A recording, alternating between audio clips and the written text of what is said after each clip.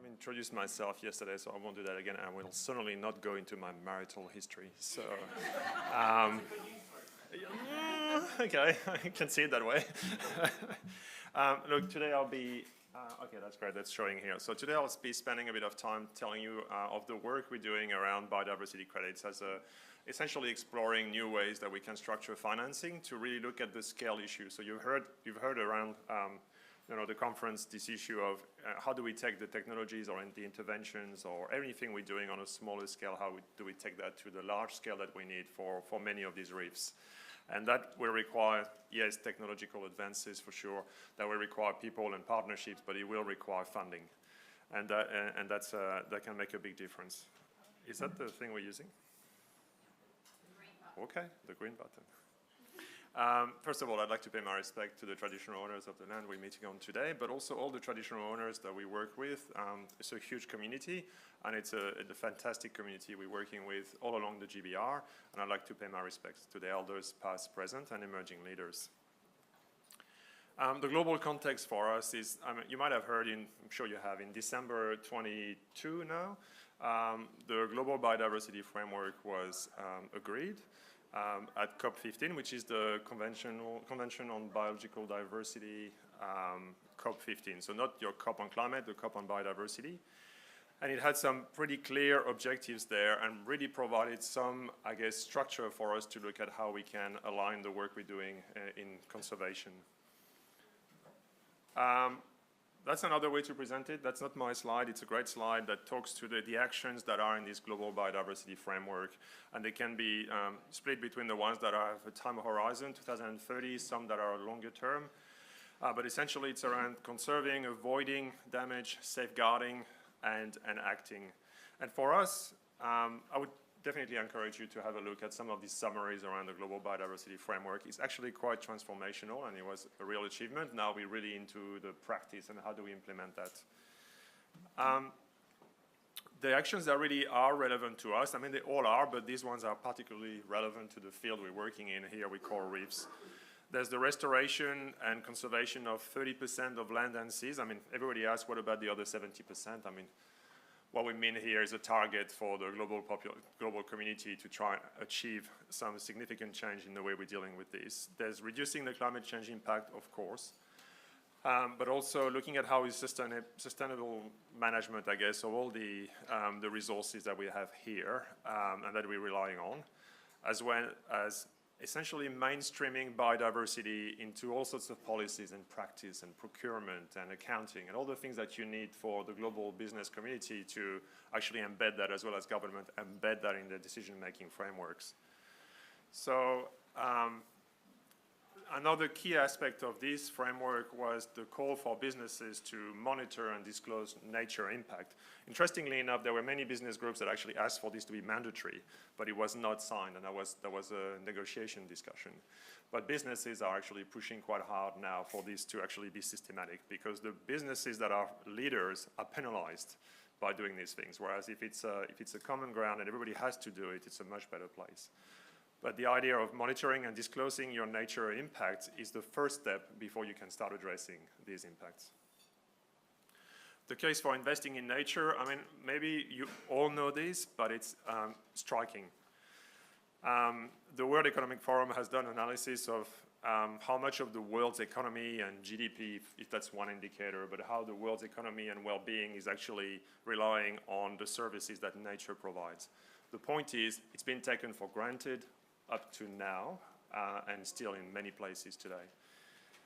There's a 69% in decline on average in species population since 1970. I mean, you can find other stats, but it's not looking great, and that's because we haven't really acknowledged the impact we have through our activities. And they've estimated collectively, who knows, that numbers vary by, $100 billion here or there, but it's $700 to $900 billion in US dollars to address the financing gap that is required if we want to achieve the actions that have been identified in this framework. And that's annually, okay? Just bear in mind, though, that it's about as much as we providing globally per year in subsidies to industries that destroy nature and pollute. Just so you understand that it's actually not a huge number economically speaking, but it's where we are now, it's a huge gap. if you look at the life below water, so the Sustainable Development Goal 14, it's even worse. It's estimated it needs about $175, $150 billion a year to achieve the goal that has been set there, ignoring the Global Biodiversity Framework, just the goal under the SDG 14. And between 15 and 19, we've had a cumulative effort of about $10 billion. So we are way off in terms of the amount of financing that is put into these activities. Now, the good thing is this Global Biodiversity Framework. So if you think about climate change and greenhouse gas emissions, the first thing that you need to do to address the issue from a business point of view is to actually account for your emissions. And once you start accounting, you can also start setting targets. Once you set targets, you can start developing instruments for companies to meet these targets. So the same process is now happening in nature. In fact, the same groups that are now developing the same for nature. So the task force on nature-related financial disclosure is the reporting side of things. You need to know what your supply chain does. You need to know where your products come from. And you need to understand the impact you have, not on carbon, on biodiversity. Then you need to set targets that are science-based. As an organization, if you're saying, well, I want to be nature positive, what does that mean? And what do you need to achieve through your supply chains and your products to actually, and your business operations to change that? Already 320 major and smaller companies have signed up to this framework, so it's actually happening. And we need to think very hard about how we contribute to that movement in terms of directing, as you've seen with the SDG 14. Let's make sure not all of that goes to land. It's very important, but there's a lot we can do in the water. Biodiversity credits, which I'll talk about today, are one way to do this. And I'll explain a few reasons why we think it's a powerful instrument. But to start with, I just want to give you a bit of an idea of the overall concept. So first of all, it's not an offset, and there are biodiversity offset policies out there. Could a credit be used as an offset in the future? That's a policy issue. That's a decision that governments can make. The point is, it's not the same as your biodiversity offset strategies that you have in New South Wales or in Queensland. They're already there. They're different. This is not designed to give you a right to destroy something and replace it. That's not the purpose. But they're verifiable, quantifiable, and tradable instruments or assets that reward positive nature and biodiversity outcomes. The concept here is that, no way I'm going to point there. So if you look at the biodiversity state, let's imagine we're about here, and that's a positive outlook. We're going down, and if we do nothing, this is business as usual, there's a pretty good understanding that we are actually on the downward trajectory with biodiversity, if you take biodiversity as a whole, which has a whole lot of ways to be defined, but that's what it is. If you look at conservation and restoration, really what we're aiming to do is to buckle that trend, to change that trend, and to get back to a sustainable place. But it's not where we should be, right?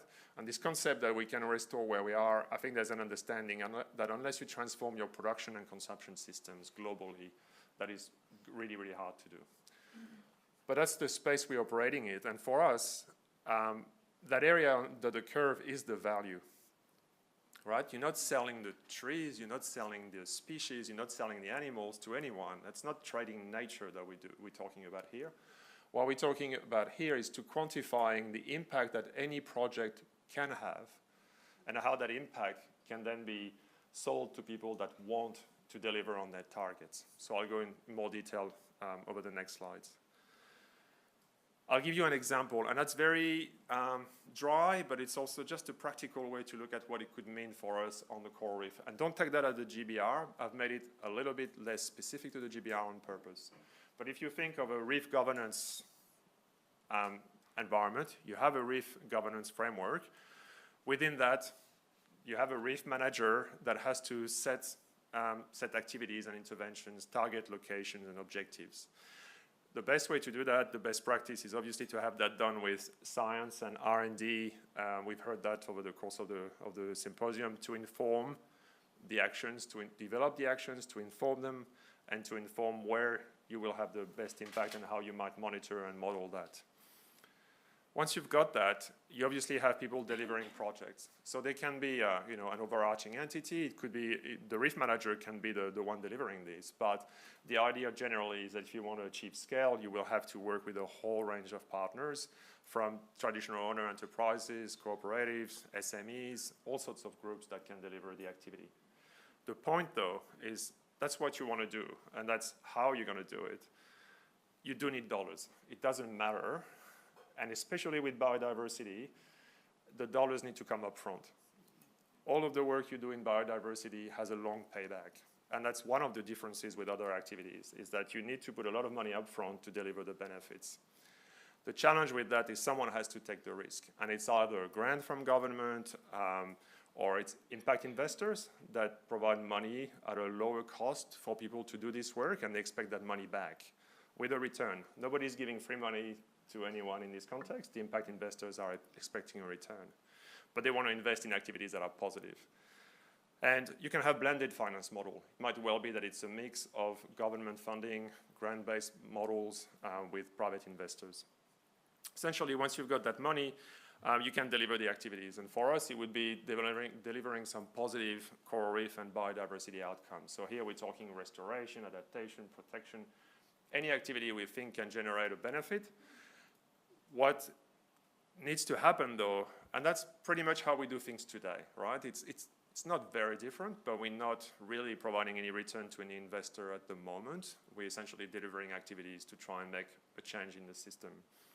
The difference with the biodiversity credit is that you agree independently on the methodology to quantify, report, and verify the benefits of your action. So when you say, I've restored this reef, what does it mean? And what does it mean, in fact, to someone restoring the reef on the other side of Australia or in another country? For an investor, what does it mean? And this issue of consistency we'll discuss in a minute. But you have a methodology that needs to be independently developed and peer-reviewed and agreed. And that's essential that that methodology supports the right outcomes. If you've got that and the audit process is attached to that, then the outcomes of your projects can generate credits, and that's where they get generated. Essentially, the methodology says if you achieve this, this is how it's translated into a tradable asset called the credit. Again, at that point, a lot can happen. What is sure, though, is everything I've seen to date around the world around biodiversity credits assumes and requires a very strong understanding of how this will be shared with traditional owners in terms of ownership, whether they call indigenous people and local communities or First Nations. The concept here is that there needs to be a sharing mechanism built in the credits. Nobody wants to see these credits happen without some clear objectives in this regard. And that's because they've learned from the carbon credit market, where you could see some real abuse of local populations, and people got really screwed essentially in some of these areas. What you want to do, though, is to sell these credits. Now, they're not sold as a commodity that you just keep selling and speculating. The goal here is for someone to, what we call off-take this, to say, I'll buy those and I'll retire those. And the concept here is that, let's say you're an individual and you have money and you want to achieve something on the reef. You can either give money to a project proponent and say, hey, can you go and do this? Or you can buy the credits, which you know have been independently verified. You know they've delivered an outcome, and they are doing your due diligence for you. And you buy these credits because you know that they will deliver benefits that have been standardized. The dollars go back to your delivery, and to be fair, this part is really the policy setting. It can be quite complex as to who owns the credits and who sells them and where the dollars go, but ultimately, the dollars need to go back to the people that have in some way done the work so they can pay back the loans, essentially, that they got to do the work. And that's why your impact investors get paid back, either in credits or in dollars, depending how they set up their investment with you. Dollars can also go to your local communities. There's no reason why you can have inbuilt in your methodology an agreement as to how benefits now and benefits in the future are shared with the local communities. So there's a lot to unpack in here, but that's essentially the mechanism. Now, it sounds complicated, but once you're on the other side of this, when you're raising money day in, day out, and Teresa will talk about finance after me, there's a lot of benefits to this for scale. So the first thing to say is that it's transparent. We it's really important for us to be able to standardize the outcomes and the verification. The reason for that is if you open your internet, you'll see people saving the reefs all over the world every single day with a new technology, a new project, a new method. I guarantee you, you will not see anything that talks about the long-term impact or the success of the project really long-term. There are a few exceptions. It's really rare for people to go back and talk about the outcomes of the work they've done. That's not how the system is geared at the moment. So for us, a transparent way to standardize the outcomes verification is really important. It's a tool that projects should use, and we think it's a tool that would really help investors to understand where to put their funding. And the fact that the methodologies are peer-reviewed, that they evolve, that they're subject to transparent assessment by the global community is really important. So it's not me telling you, invest in my project, because it's going to be much, much better, believe me, and I'm going to show you a very complex set of statistics around the data I've generated or not much. Here we're saying, let's just agree how we monitor, verify, and agree that it is contributing to what we're trying to achieve. The alignment is really important because if I tell you it's a great project, but you're a global company trying to achieve the Global Biodiversity Framework targets, how do you know that it's aligned? So when we design this methodology for credits, we can also make sure that it aligns with the standardized expectations, I guess, from the Global Biodiversity Frameworks. So a company is saying, this is my footprint. I'd like to go above and beyond and manage this. But I want that obviously to be aligned with the global biodiversity targets, otherwise I'm missing the point here. Well, if you can do that with your methodology, you can align that. And it focuses the priority on areas that need it the most. The scalability is very important. That's really the main game for us.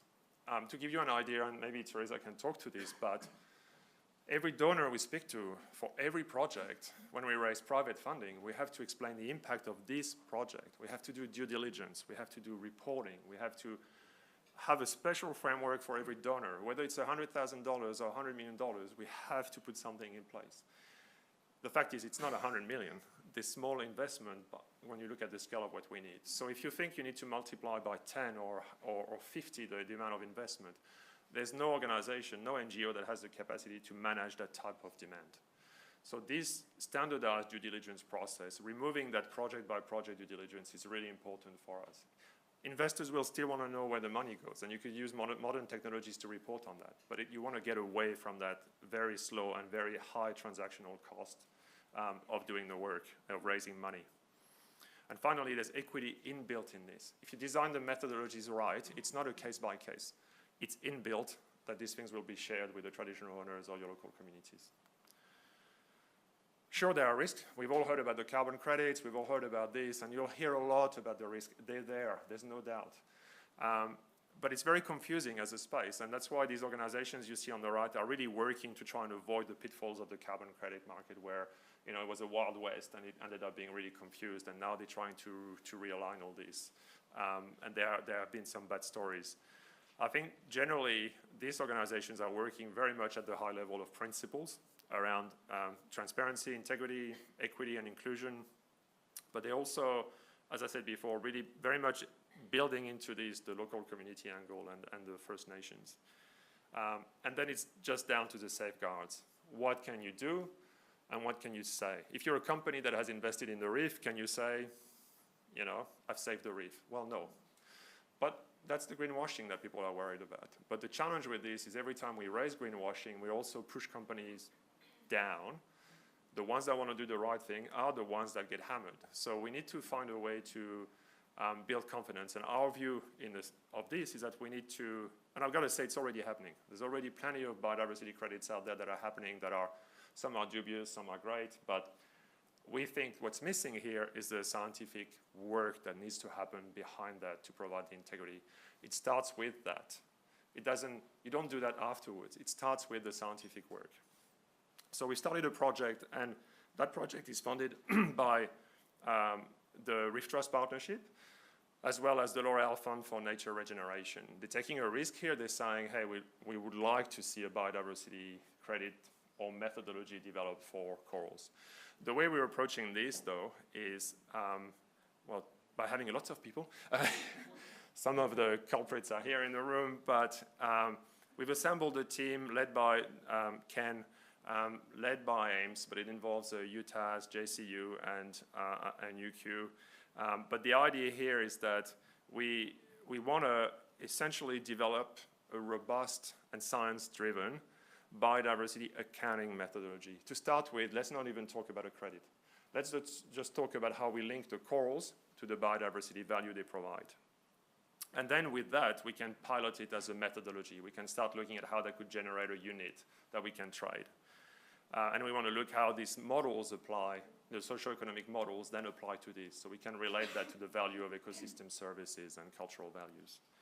Where it fits in RRAP, it fits in alongside the R&D program, the pilot deployments. We got this little project that will use the pilot deployments as a platform to test the concepts. So we have the work at AIMS within RRAP with Ken, and we've got a person at GBRF that will be our nature markets lead doing all the work around policy settings, etc. But essentially, I won't go into the detail of this for time, but it's essentially evidence-based, developing indicators, have the right modeling and monitoring frameworks to predict the benefit of your work and then verify that it's happening.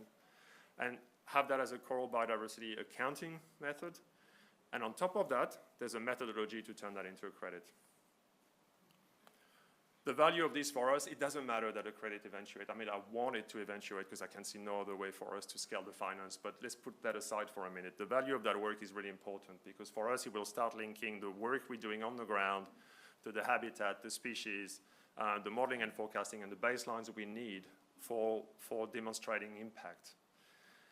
And that can go into a coral biodiversity credit methodology, bearing in mind that after that, you need the policy and regulatory frameworks. You need the benefits sharing arrangements. You need the management objectives to fit in. So it's a very complex space. It will take time.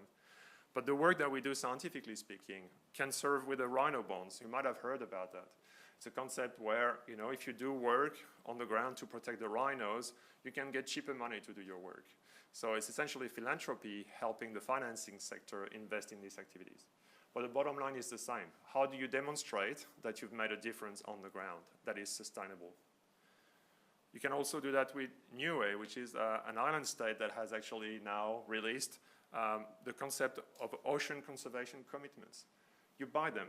There's a price to them, and you buy them, and when you buy those, the state commits to protecting a certain area of their reefs and their marine system for a duration. And that's, again, we get questions from everybody, from the World Bank and others calling us and saying, hey, you're doing work on the biodiversity stuff with corals.